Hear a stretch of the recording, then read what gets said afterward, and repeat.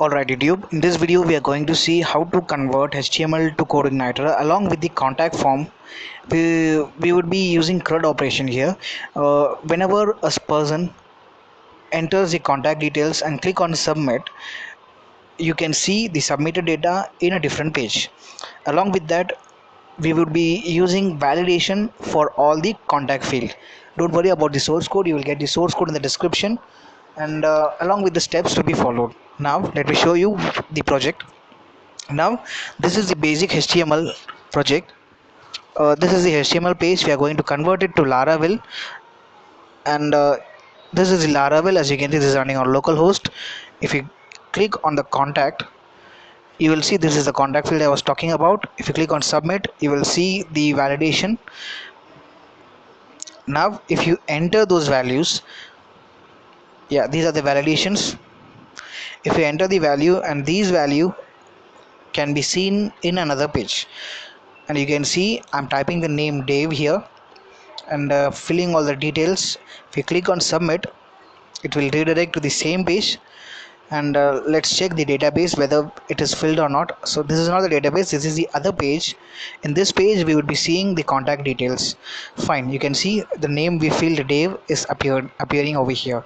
Fine, these are the steps to be followed, and you will get the steps in the description along with the project's source code. Fine, now these steps are divided into modules. Sorry for that. These steps are divided into modules. Let's get into the PHPmyadmin section first. Make sure your XAMP is on. Let's create a database. Get into the localhost / PHPmyadmin. This is the MySQL section. Click on new.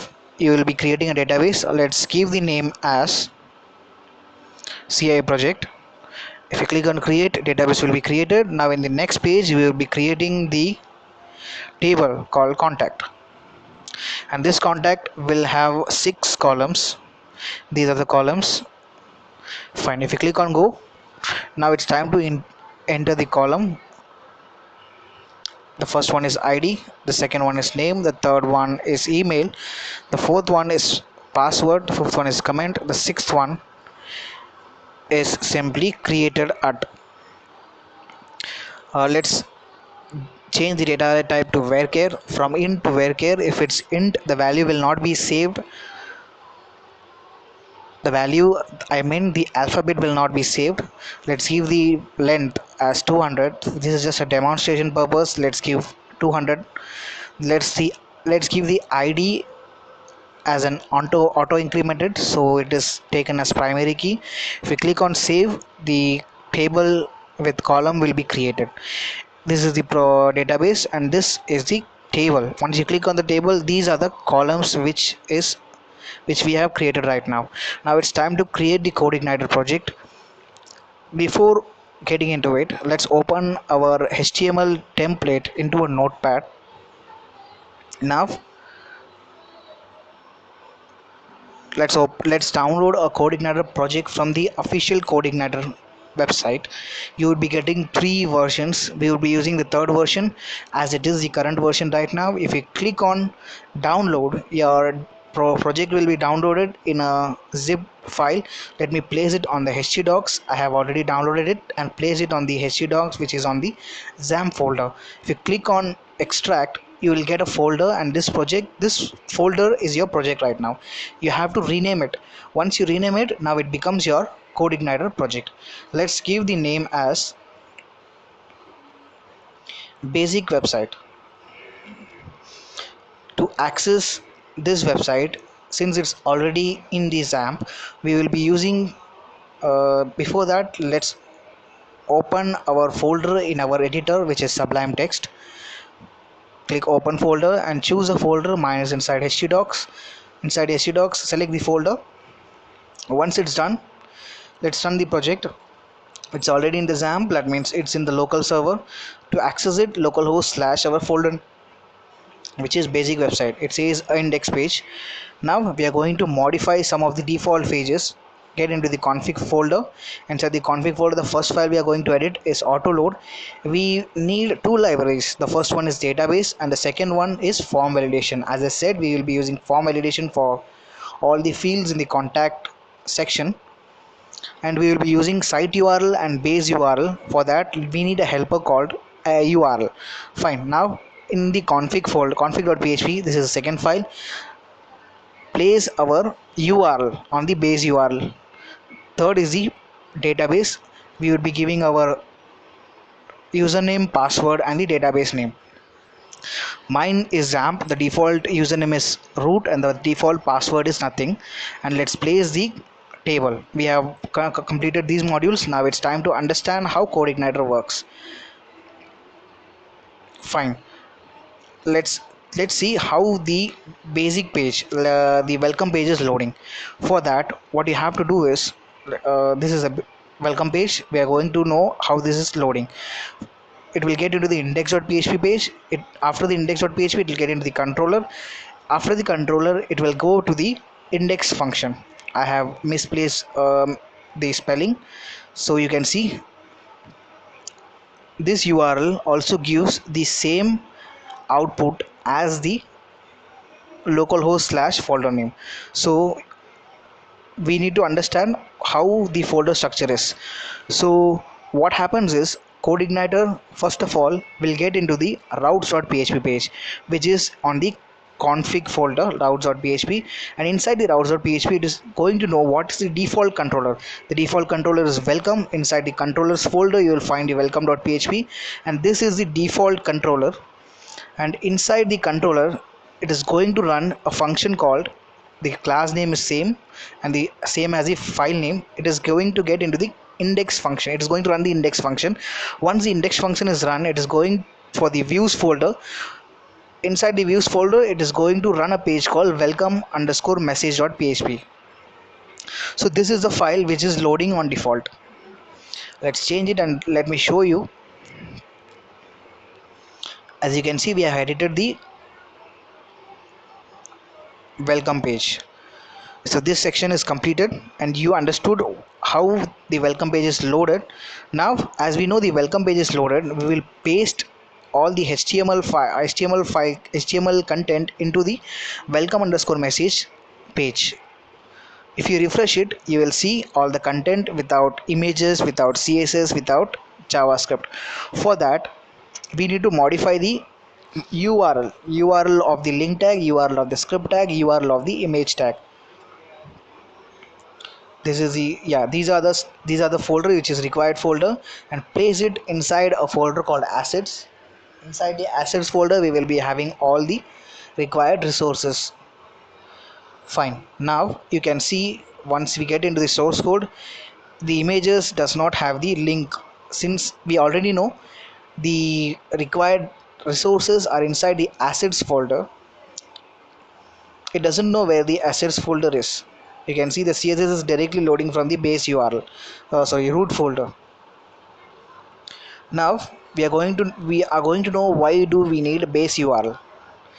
If you enter base URL, we have already initialized the base URL with our folder name along with localhost. You have to run this function. You have to paste this function for all link tag, for all script tag, and for all images. Once you refresh it, you can see localhost slash folder name slash assets has appeared. This is equal to the our folder structure. Fine, it's get into the CSS and this will run. So if you refresh it, you will see a mild change. Now it's time to modify the images and the script tag. I'm going to pause this video. Once, yeah, I have done it. If you hard refresh it, the image is still missing. Yeah, you can see the image is misplaced. Let me check again whether every other places we have placed the base URL. Once everything is done, hard refresh it. Hard refresh it, and again we are facing the same error. Let me check. Yeah, now it's fine. I have hard refreshed it. Yeah, now we get into the contact field in our page.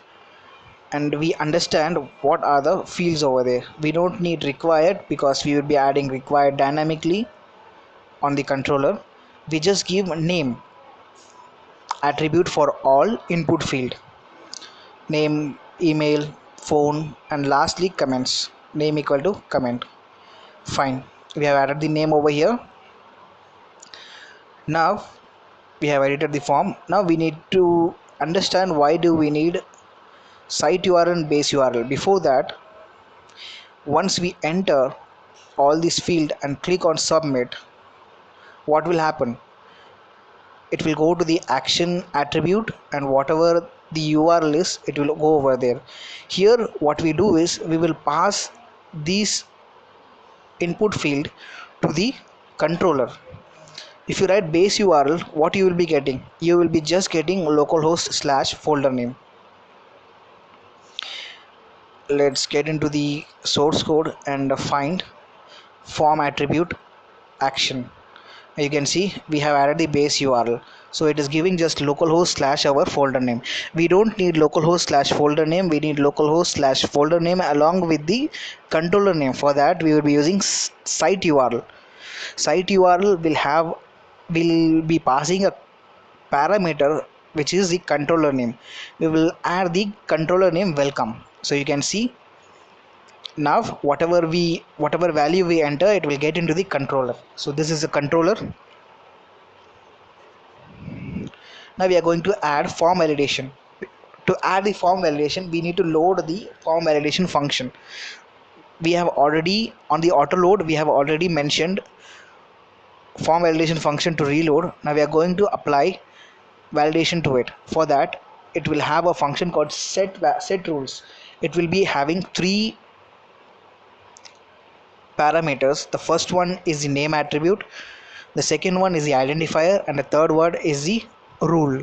Fine, we have to do this for all the form field. We have 4 form field. The first one is name, the second one with attribute email, this is the identifier email required, and the second condition is it should be a valid email.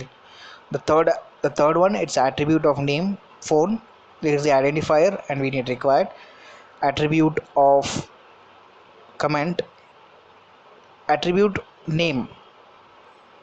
Fine, now let me show you these. The name is simply the attribute name, phone, name, email. The first one is simply the attribute name. Now we know we in the database, before that we will be using, we will check how to run. If the validation is running perfectly, if the validation is what do we say, if the validation is executed perfectly without any error, we would be placing all the input field value to the database. If the value is not validated, that means we have placed incorrect value or we have missed some of the field, what we will be doing is we will be throwing an error message. So by run function on the form validation class, if it is success, then the if block will run. If it is not success, the else block will run. As I said, if it is success, it is going to insert all the input field value to the database. If it is not success, we are going to throw an error and redirect to the same page. Fine, now let's check. We have not passed any error to the welcome underscore message page. If we click on submit, it is going to reload. We have missed the method, we need to make it post. Let's take it and refresh it.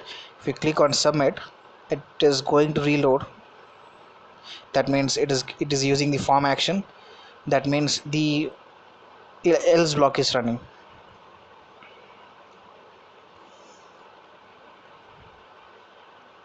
What we are going to do is we are going to we are going to show the validation. We are going to show the errors. For that, there is a predefined function called form underscore error. We'll be writing inside the PHP echo form underscore error, and we'll be passing an argument called the name. This name is simply the attribute name's value, email, and the third one will be phone, and the fourth one would be comments. Once it's done, if you click on submit, it would throw an error. It is throwing an error, but the style sheet, we need to add the style to it. In the head section, let's place the style. So inside the form, we would be having p tag. So this p tag should get the color red. Fine. Click on it. Yeah, you can see these are the validations are showing up. Now we are going to understand how the set value function works.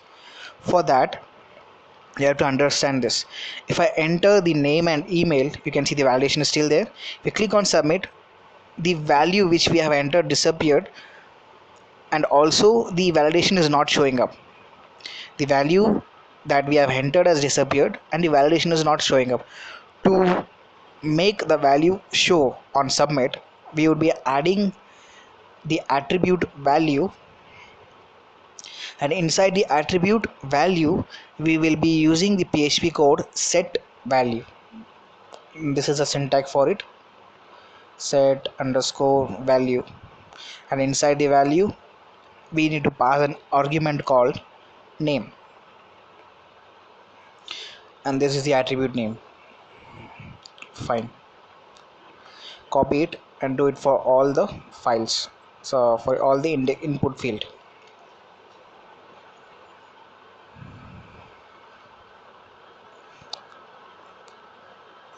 Comments. Fine, now let's check. If we enter name and email and click on submit, you will see the value is still there on the input field. Fine, we have understood how validation works in Codeigniter. Now we are going to create an array, and this array will hold all the input fields value.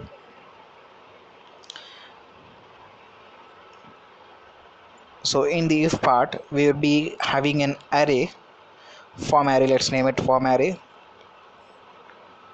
and this array will hold the input fields value. Have the class input. Inside the class we will be having a function called post, and we need to pass the name attribute. This is the first one, name. Likewise, we have some more input value. The second one is email, the third one is phone, and pass it to the array, and this array will have a named index. Make sure the named index name is equal to your column name in the database. Now we can see we have only 4 input field, but in the database we have created 6 columns. The last column is created at, which is the date. So for that we will be adding date dynamically using PHP. Create an array with the named index created at, which is equal to the column name, and use the PHP function date y hyphen m hyphen d. It will go the y year, month and date format. Fine, now we have got the values and store the values in the array. Now it's time to create the model, and this model will fetch or insert the first function we are going to do is we are going to insert value in the model. For that, create a class, and this class should have the name as the page name, which is user model. It should extend ci underscore model class, and inside the function, this function is called, and this function will insert the value in the database. Let's name the function as create, and we will call the database class which we have autoloaded in the autoload.php file db class. Inside the db we will have a function called insert, inside the insert parameter we need to pass the table name and the array. We know the table name is contact, which we have created on the PHPmyadmin, and the second one is the array which we have already created on the controller. Fine. Now we will use this model in the controller to pass the created array. To use the model, we need to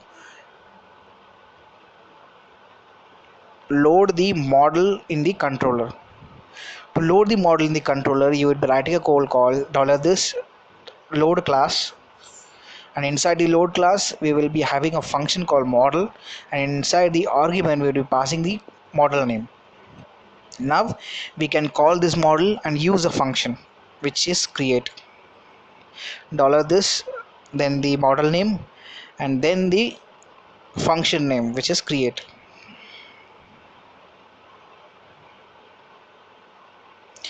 Fine. Now the data will be saved on the database.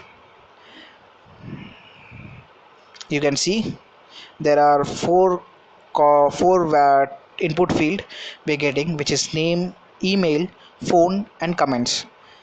We are getting 4 values from the input field and storing it to the array, and this array is a associative array. That means it will have named index. The first one is name, the second one is email, and the third one is phone, the fourth one is comments, the fifth one is created at.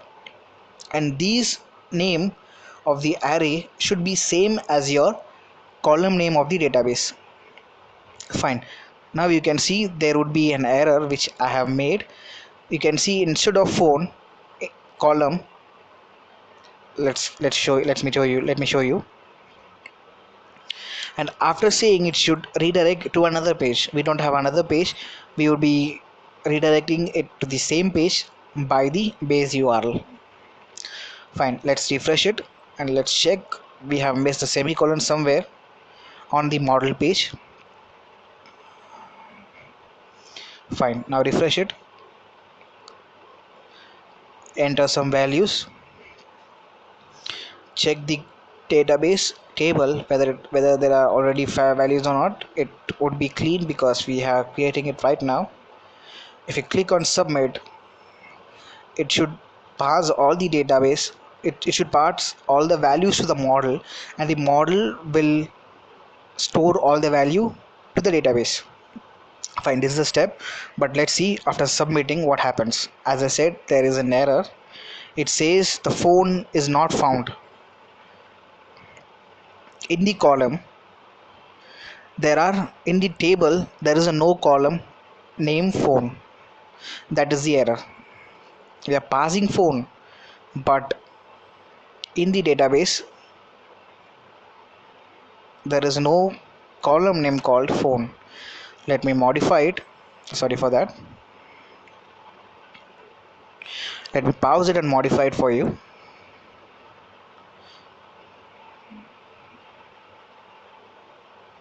You have to click on the structure to modify it.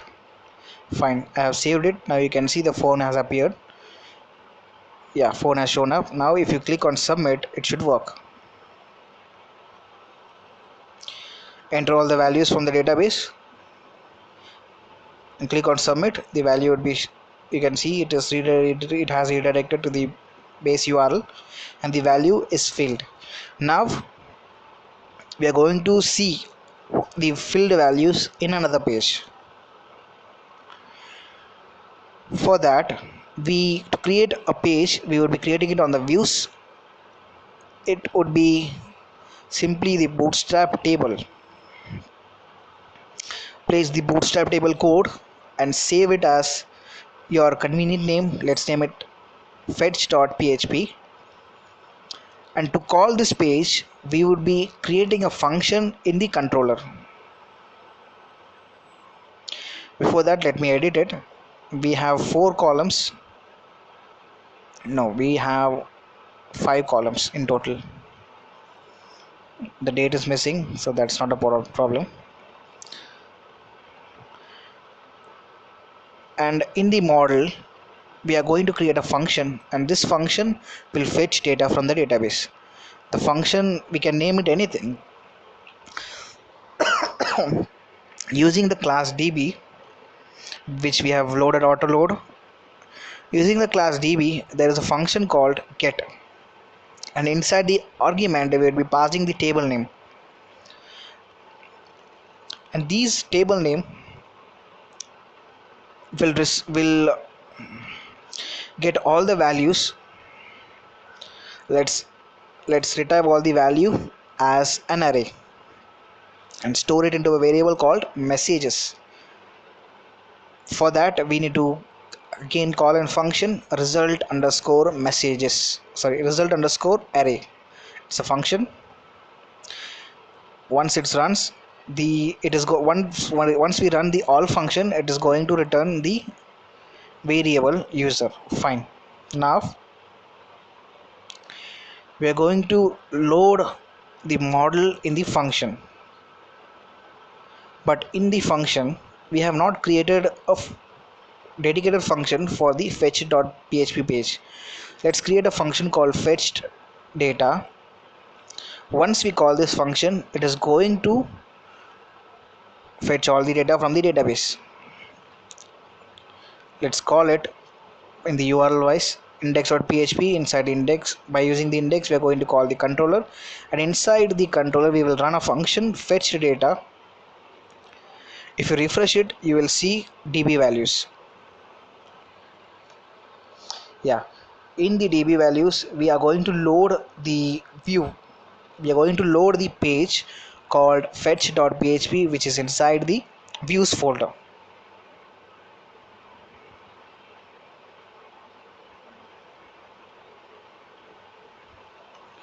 Fine, the page has loaded. It is a static page to fetch all the data.